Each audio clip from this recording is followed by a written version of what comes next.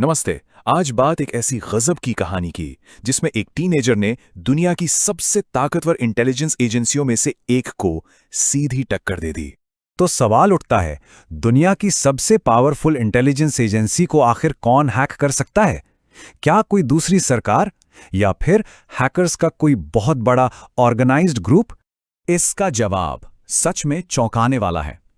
ये काम किया था एक 15 साल के लड़के ने, वो भी अपने घर के कंप्यूटर से।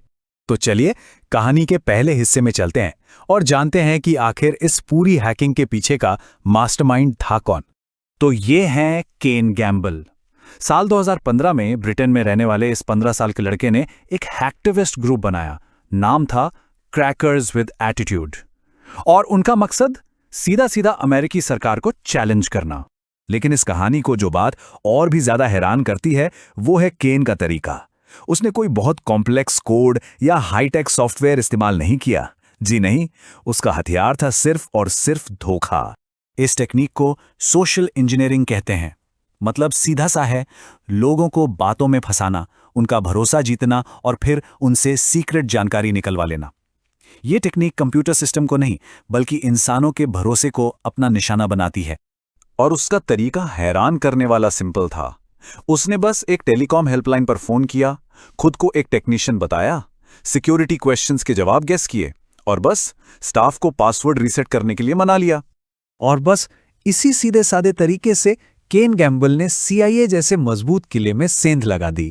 जरा उसकी हिट लिस्ट पर तो नजर डालिए।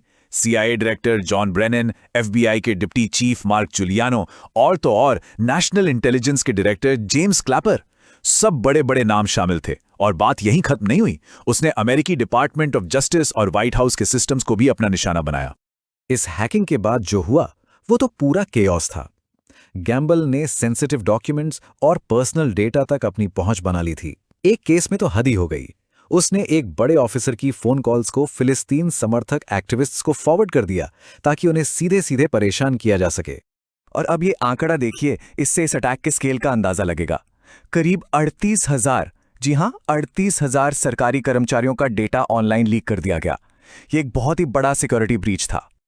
अब जाहिर सी बात है, अमेरिकी सरकार चुप तो बैठने वाली नहीं थी। इन अटैक्स के पीछे जो भी था उसे ढूंढने के लिए एक इंटरनेशनल जांच शुरू हो गई। तो चलिए अब कहानी में आगे बढ़ते हैं और देखते हैं कि जांच और गिरफ्तारी कैसे हुई। और सब कुछ हुआ बहुत तेजी से। 2015 के आखिर में अटैक शुरू हुए और 2016 की शुरुआत तक FBI और UK की नेशनल क्राइम एजेंसी ने गैम्बल के ऑनलाइन एक्टिविटी को ट्रैक कर लिया था। फिर फरवरी 2016 में उसे उसके घर से अरेस्ट कर लिया गया और 2018 में कोर्ट ने अपना फाइनल फैसला सुनाया। कोर्ट में भी एक काफी इंटरेस्टिंग बहस हुई। डिफेंस ने यह दलील दी कि केन ऑटिज्म और मेंटल स्ट्रेस से जूझ रहा था और वो बस एक अकेला समाज से कटा हुआ टीनेजर था। लेकिन कोर्ट का फैसला साफ था। उन्होंने कहा कि उसके एक्शन से सरकार को सीधा नुकसान हुआ है और डेटा चोरी और धमकियां ये सब सीरियस क्राइम्स हैं।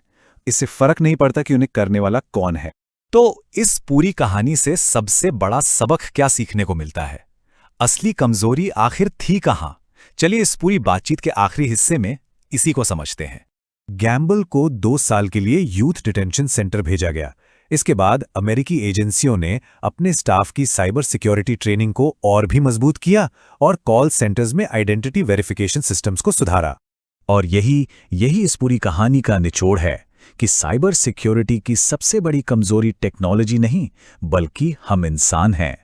ये घटना ये बात एकदम साफ कर देती है कि दुनिया का सबसे सिक्योर सिस्टम भी इंसानी गलती या भरोसे के गलत इस्तेमाल की वजह से टूट सकता है।